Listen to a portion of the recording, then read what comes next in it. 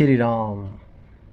मैं आपको बता देता हूँ कि सभी ने जो भी देवता हुए हैं या भगवान हुए हैं, उन्होंने जो अवतार हुए हैं पृथ्वी पर, चाहे वो किसी भी देवता के रहे हों, उन्होंने माता के गर्भ से जन्म लिया है। केवल गुरु गोरखनाथ जी ऐसे हैं जिन्होंने माता के गर्भ से जन्म नहीं लिया है। इनकी जो कहानी है वो सनातन धर्म में अपना एक विशेष स्थान रखती है। और मित्रों,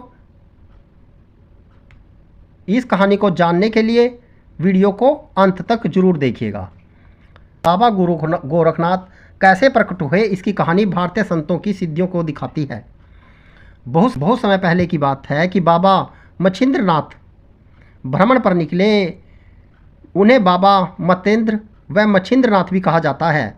पूर्व काल में बड़े ही प्रसिद्ध एवं दिव्य योगी रहे हैं। बाबा मच्छिंद्रनाथ ने ही नाथ संप्रदाय की स्थापना की थी। भ्रमण करते हुए बाबा गोदावरी नदी के किनारे बसे चंद्रगिरी नगर में जा पहुँचे। उस नगर में चलते हुए वह एक घर के सामने रुक गए।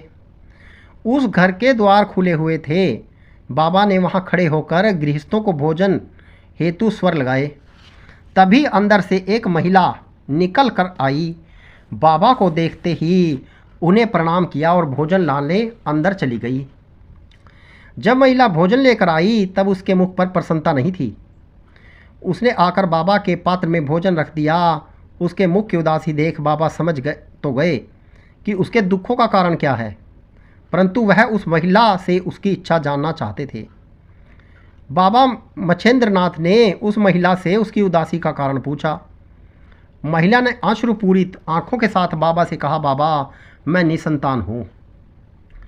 बाबा ने विभूति देते हुए महिला से कहा, देवी यह विभूति खा लेना, निसंदेह आपके घर पुत्र पैदा होगा। यह बोलकर बाबा वहाँ से चले गए। अब महिला विचार में पड़ गई कि उसे यह विभूति खानी चाहिए या नहीं खानी चाहिए। एक तो लोक लाज की बात थी, दूसरा आसपास की महिलाओं ने भी उस महिला को विभूति नहीं खाने की सलाह दी। सारी बातें सोचने सुनने के बाद उस महिला ने विभूति को नहीं खाने का निर्णय लिया। उस नगर में एक स्थान था जहां वर्षों से लोग गोबर जमा करते थे, फिर बाद में उस गोबर की खेती के उपयोग करते थे। उसी गोबर के टीले पर जाकर उसने उस विभूति को फेंक दिया। 13 वर्षों के बाद बाबा मच्छिंद्रनाथ उस नगर में वापस आए। नगर आने के बाद उस महिला के द्वार पर पहुंचे और स्वर लगाया। जब मछली तो बाबा ने उसके संतान के बारे में पूछा। महिला ने बाबा को बताया कि उसे कोई संतान नहीं है। बाबा ने उस महिला से सच बताने को कहा, क्योंकि वह विभूति अभिमंत्रित थी। ऐसा हो ही नहीं सकता कि उसे संतान की उत्पत्ति न हुई हो। घबराई हुई महिला ने धीरे धीरे बाबा को पूरी सच्चाई बता दी। बाबा ने महिला से कहा, ठीक है, तुम मुझे उस गोबर के टीले के पास ले चलो। क्या वहाँ अभी भी गोबर का टीला है? महिला ने उत्तर देते हुए कहा, हाँ बाबा, सालों से हम लोग वहाँ गोबर जमा करते हैं। महिला बाबा को गोबर के टीले के पास ले गई। वहाँ पहुंचकर बाबा ने जोर से स्वर लगाया, अलख निरंजन। बाबा के स्वर लगने के कुछ समय के बाद गोबर के टीले के बहुत अंदर से एक बालक निकला। महिला और गांव वाले गोबर के अंदर से निकले बालक को देखकर अचंभित रह गए,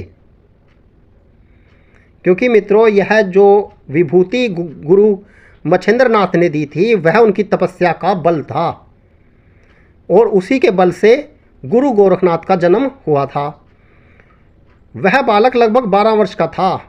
जब बाबा उस बालक को लेकर जाने लगे तब महिला ने बाबा से माफ़ी मांगी और उस बालक को उसे देने को कहा। बाबा ने महिला को मना करते हुए कहा कि अब वह इस बालक के प्रति कोई अधिकार नहीं रखती। अब बालक का पालन पोषण, शिक्षा, दीक्षा स्वयं बाबा करेंगे। 12 वर्षों तक गोबर में रक्षित रहने के कारण ही इस बालक का नाम गोरक्ष पड़ा।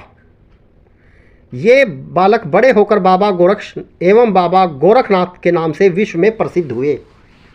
तो मित्रों, इस प्रकार बाबा गुरु गोरखनाथ जी का जो जन्म था वो एक कुरडी के अंदर रहने से हुआ था, और उनका जो जन्म था बाबा मच्छिंद्रनाथ की तपस्या का प्रभाव था और आगे चलकर मच्छिंद्रनाथ के बाद गुरु गोरखनाथ ने ही नाथ संप्रदाय को नई दिशा और नई उन्नति और प्रगति प्रदान की।